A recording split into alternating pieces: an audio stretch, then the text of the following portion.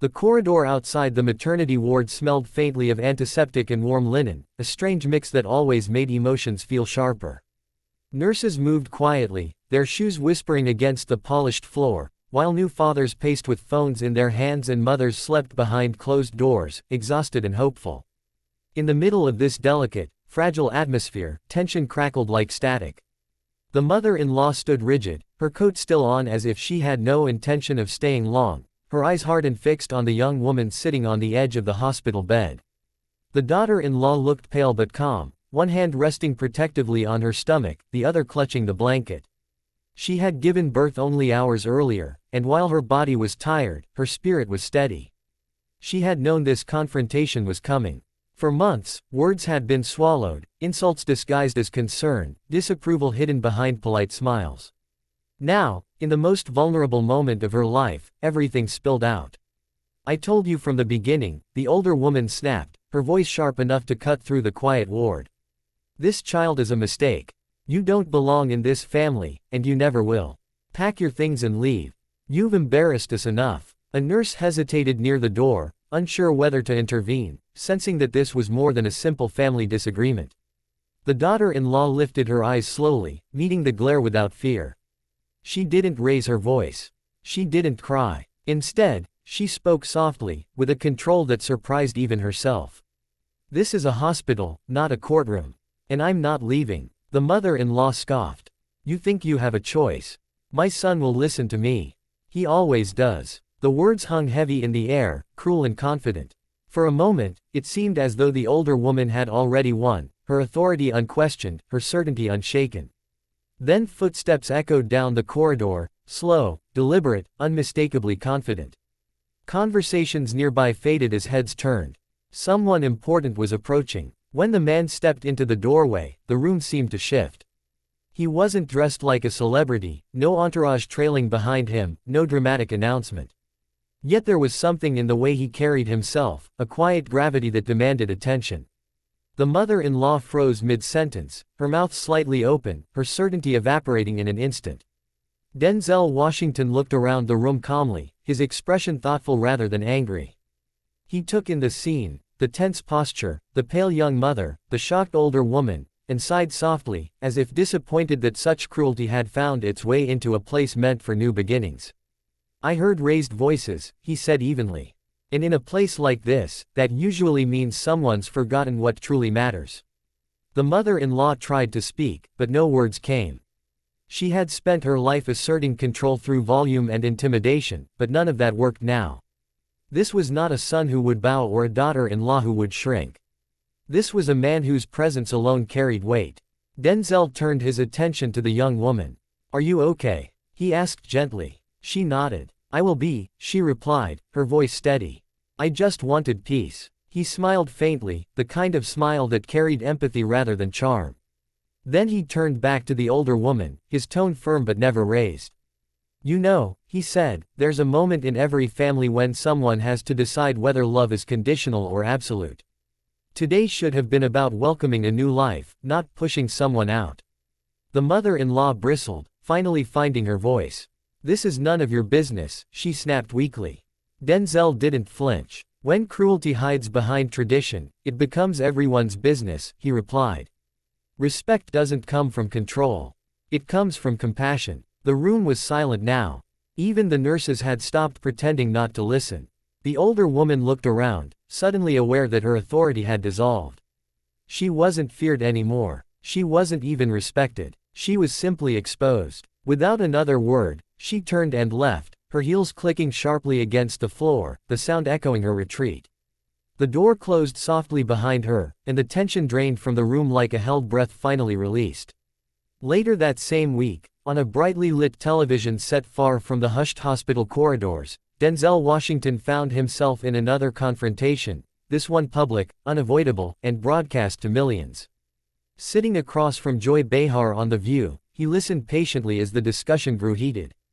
Joy leaned forward, her tone sharp, her words accusatory, pushing a narrative that felt more like an attack than a conversation.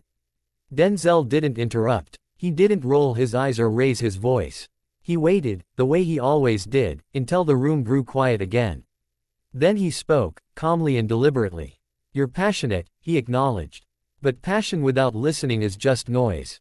Joy bristled, attempting to interject, but he continued, unshaken. "We live in a time where people confuse volume with truth. Shutting others down doesn't make you right, it just means you're afraid of what they might say." The audience murmured, sensing the shift. Joy tried once more to regain control, but the moment had passed. Denzel had already said what needed to be said, not to win an argument, but to restore balance to the conversation. "I've learned," he added, "that respect is the foundation of every meaningful exchange, whether it's in a family, a hospital room, or a television studio." The applause was immediate and sustained, not because he had humiliated anyone, but because he had reminded everyone watching of something simple and often forgotten. Dignity matters. Listening matters. And silence, when used wisely, can be more powerful than shouting.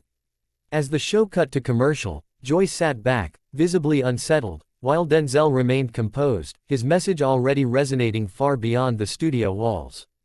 In two very different places, on two very different stages, the same truth had prevailed. Authority rooted in empathy will always outlast power built on intimidation.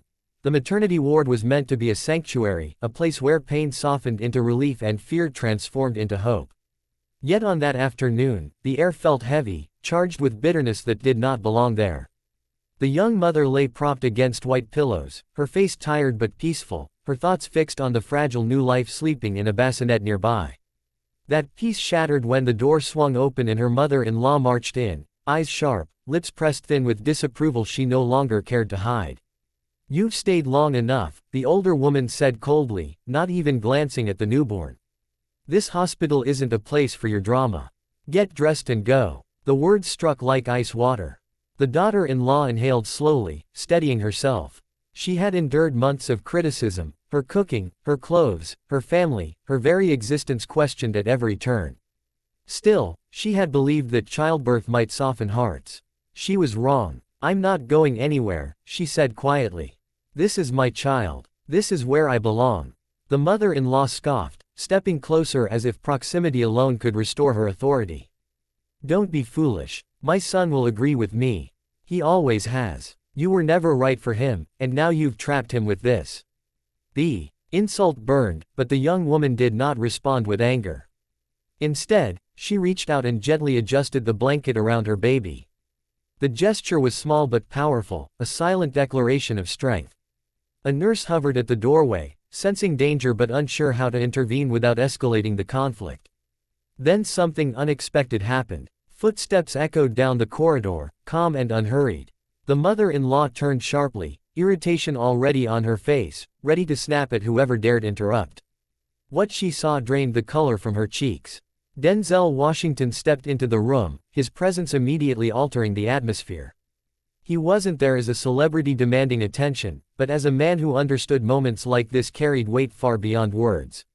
His eyes moved from the trembling nurse to the rigid older woman, then to the exhausted young mother and the sleeping baby. "This doesn't feel right," he said softly, yet his voice carried authority. "New life deserves kindness, not conflict." The mother-in-law opened her mouth, but nothing came out. All the sharp words she had rehearsed dissolved under his calm gaze. Denzel turned to the daughter-in-law and smiled gently. "You've been through enough today," he said. "No one gets to take this moment from you." For the first time, tears welled in the young woman's eyes, not from pain, but from relief. The older woman tried to recover her composure. "This is a family matter," she muttered. "Exactly," Denzel replied. "And family is supposed to protect, not wound." The silence that followed was absolute. Even the machines seemed to hum more quietly. Realizing she had lost control, the mother-in-law stiffened, turned, and walked out without another word. Her authority had crumbled, not through shouting or humiliation, but through dignity. Days later, under bright studio lights, a different kind of confrontation unfolded. Denzel sat at the table on The View, discussing values, responsibility, and respect. Joy Behar leaned forward, her tone sharp, pushing back aggressively, her questions bordering on accusations rather than curiosity. "You're avoiding the real issue," she insisted, her voice rising. "People like you refuse to acknowledge." Denzel raised a hand slightly, not to silence her, but to pause the moment. I'm not avoiding anything, he said evenly. I'm choosing my words carefully. There's a difference. Joy scoffed, attempting to reclaim control. That sounds like an excuse. He leaned back, calm and unbothered. No, he replied, it's wisdom. When conversations turn into competitions, truth gets lost. The audience grew quiet. Joy tried again, pressing harder, but the more she pushed, the steadier he became. You know, Denzel continued, I've seen conflict in many forms. In families, in communities, in rooms where people should feel safe. The loudest voice isn't always the strongest. Often, it's the most insecure. That single sentence shifted the energy in the room. Applause rippled through the audience, not explosive but thoughtful. Joy sat back, clearly unsettled. She had expected resistance, perhaps even anger. What she received instead was composure, and it disarmed her. Denzel wasn't finished. We all have a responsibility, he said, looking around the table, to speak with purpose. To challenge without cruelty. To disagree without disrespect. When we forget that, we stop listening, and that's when real damage happens. Joy opened her mouth, then closed it again. For once, she had no immediate retort. The moment lingered, powerful in its restraint. The host shifted uncomfortably, realizing that the confrontation had ended not with a verbal knockout, but with a lesson. As the show went to break, social media lit up. Clips spread rapidly, viewers praising the calm authority with which Denzel had handled the exchange. Many saw a reflection of something deeper, a reminder that strength does not need to be loud, and respect does not need to be demanded. Back at the hospital, the young mother held her baby close, unaware that her story and the televised moment were now connected in spirit. In both places, the same truth had emerged. Cruelty loses its power when met with dignity, and confrontation loses its sting when faced with calm clarity. In a world addicted to outrage, silence used wisely, and words chosen carefully, can still change everything.